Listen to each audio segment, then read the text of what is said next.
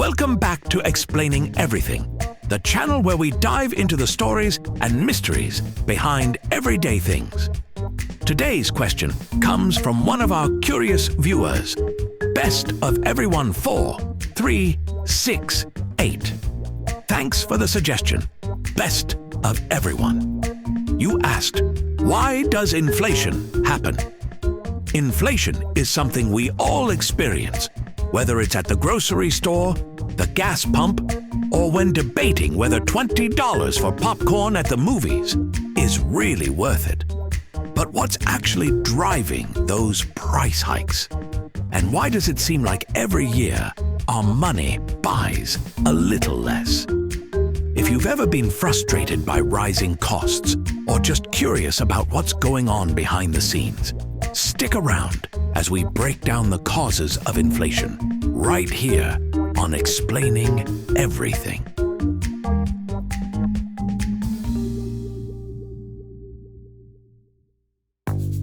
Okay, inflation. It's not just what happens when your balloon pops before the party starts. Inflation is when the prices of goods and services increase over time, and the purchasing power of your money decreases. In simple terms, that $5 coffee you're drinking. A few years ago, it was $4, and a few years before that, it was $3.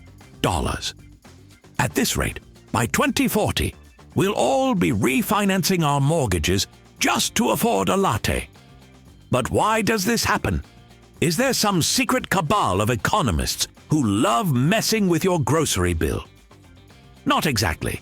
Inflation is a natural part of the economy, driven by various factors. Let's break it down. First up, demand pull inflation. Imagine there's a sudden obsession with, let's say, avocado toast. Everyone's buying it like it's the secret to eternal youth. Farmers can't grow avocados fast enough. Toast factories, is that a thing, are running overtime. The demand skyrockets, but the supply can't keep up. What happens? Prices go up. The same thing happens on a larger scale. When people have more money and spend it faster than businesses can produce goods, prices rise. Think of it as the economy's way of saying, "Whoa there, slow down." Except instead of saying it gently, it punches your wallet. Now let's talk about cost-push inflation, which is what happens when the cost of producing goods goes up. Picture this. A sudden oil shortage makes gasoline prices jump.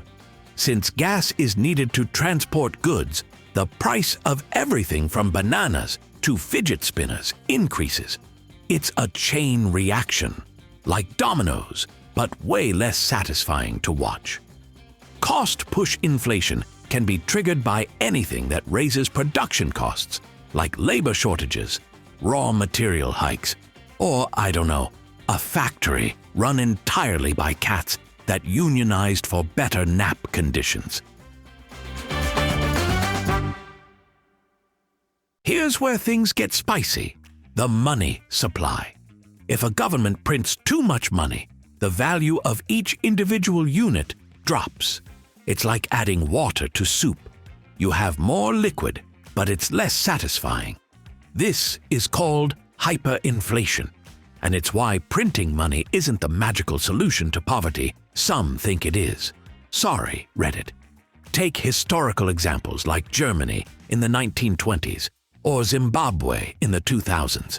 They printed money like it was going out of style, and soon people needed wheelbarrows full of cash just to buy bread. That's not an exaggeration. Imagine going to Starbucks and needing a forklift for your wallet. Here's a weird one. Inflation can happen just because we think it will. If businesses and consumers believe prices are going to rise, they start acting accordingly. Workers demand higher wages to keep up. Businesses preemptively raise prices and, ta-da! inflation. It's the economic equivalent of a self-fulfilling prophecy. But instead of being inspiring, it's just expensive. At this point, you might be wondering, why don't we just not have inflation? Great question, Einstein. The truth is, a little inflation is actually good. It shows the economy is growing. If prices stayed the same or fell, it could lead to deflation, which sounds great until you realize it's basically the economy having a panic attack. People stop spending, businesses close, and unemployment rises. Yikes. But too much inflation, that's like turning up the heat on your stove until your soup boils over. Economists try to keep inflation in a Goldilocks zone. Not too hot, not too cold, but just right. This is why central banks, like the Federal Reserve, step in with tools like adjusting interest rates to keep things balanced.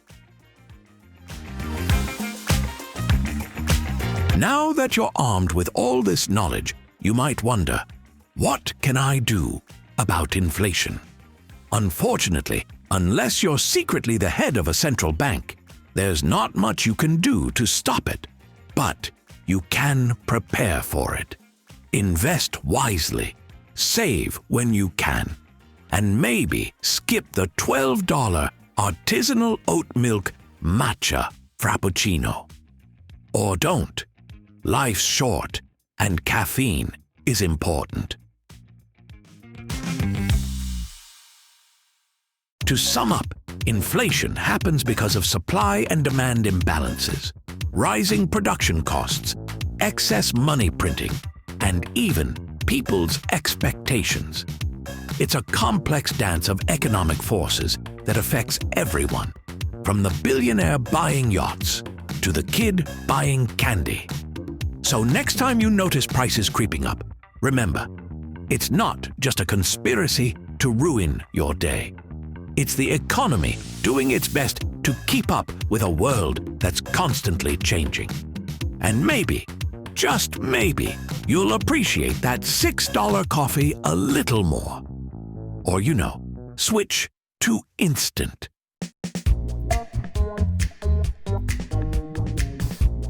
If this video gave your wallet another fighting chance, why not consider leaving a like and subscribe?